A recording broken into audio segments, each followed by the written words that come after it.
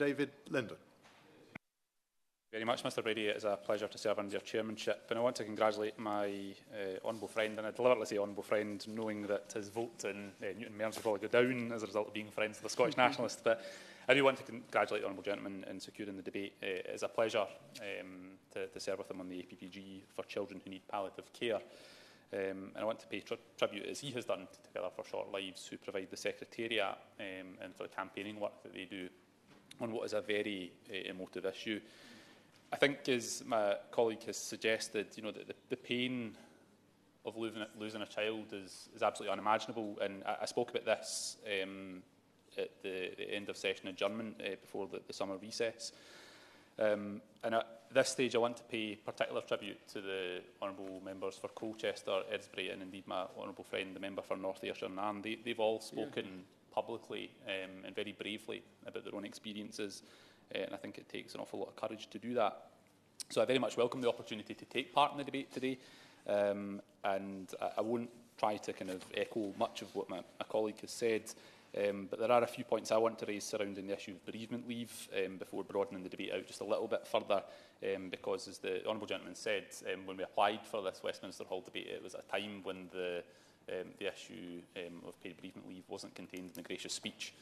And I do want to congratulate the honourable member for securing this private member's bill, and I absolutely look forward to being there with him when it comes before the House and voting for that. But I think my honourable friend has outlined that currently, as I understand it, the issue of self-employment might not be contained within the scope of the bill, and I understand that there might be reasons for that.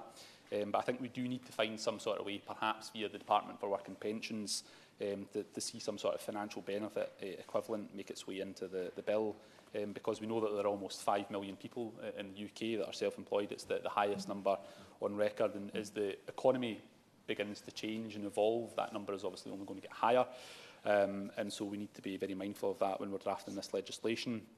I want to echo much of what the honourable gentleman said about bereavement support. I know that some of the bereavement support, particularly in England, has been found to be patchy, and I'm certainly intrigued to see how Scotland's health boards compare when we get that data via Freedom of Information that I know that Together for Short Lives has submitted. But one area of good practice that I want to highlight from Scotland is around the issue of funding for children's hospices, because we have taken a very distinctly different route. We've increased funding for children's hospices to a level that is a level of parity with adult hospices, and this has been very much welcomed across the sector. And though I'm not an English MP, I would encourage Her Majesty's Government to consider similar moves to address inequitable funding. Because in England last year, local authorities' contribution to the costs of providing children's palliative care in the voluntary sector dropped by 61%, when the cost of providing complex care actually increased by 10%. And before I say any more on palliative care, I should declare an interest. My mother is employed by iCare Scotland, who provides palliative care to children and babies across the West Central Scotland. And at that juncture, I really want to pay tribute not only to my own mother, but to the staff and volunteers who do a job that really takes a very kind of special person to dedicate their lives to doing that. And that leads me quite nicely on to my next point about some of the challenges around investing in children's palliative care, and particularly the workforce, because statistics show that 11% of children's hospices posts are currently vacant, and I think there's a real issue that both the Scottish Government, the Welsh Assembly Government, the Northern Irish Government, and of course the UK Government have to look at in terms of how do we fill some of these vacancies and some of the challenges around supplying the workforce. I also want to pay tribute to CHAS, Children's Hospices across Scotland. It's a charity that's actually the only hospice services in Scotland for children and young people who have life-shortening conditions for which there is no known cure. It runs 2 children's hospices, Rachel House in Kinross and Robin House in Balloch, as well as a home care service.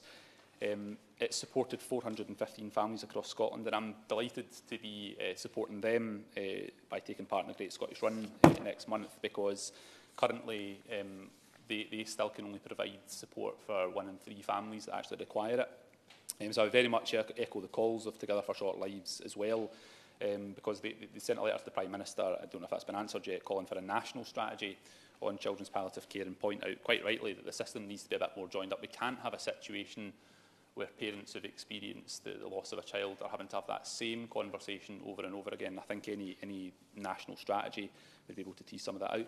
One issue that I do want to touch on, I hadn't actually planned to speak about, and it's more pertinent to Scotland, so I hope that the House will indulge me just for a few moments, because there is an issue around burial fees. I appreciate this is a very, very difficult topic, but there is a very inconsistent issue of burial fees across Scotland. I'm very ashamed to say that my own local authority of Glasgow is actually the most expensive for burying children, costing £637. For the burial of children aged between 7 and 15, and £426 for the burial of children aged 1 to 5. We have 32 local authorities in Scotland. Some local authorities don't charge at all.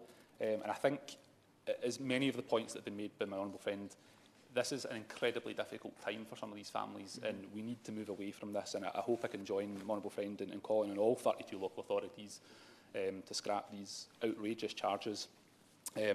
The final item I just want to speak about is an issue that I've spoken about quite a few times since entering Parliament in June, and it concerns what's called the baby benefit bar. 49,000 families across the UK have a child with a life-limiting or life-shortening condition, and there's currently a cruel anomaly within the Department of Work and Pensions that means that the mobility component of disability living allowance is not paid to children under 3. That impacts around about 2,700 families. And it could be made right with the stroke of a pen. It is an inconsistency within government policy. Once again, I do call for the government to take action on this. You're talking it's around about £8 million, but ultimately, time is not on the side of these families, so the best that we can do is be on their side. And I very much hope that when the Minister sums up, she can give us some good news about ending the baby benefit bar. Thank you very much. Yeah.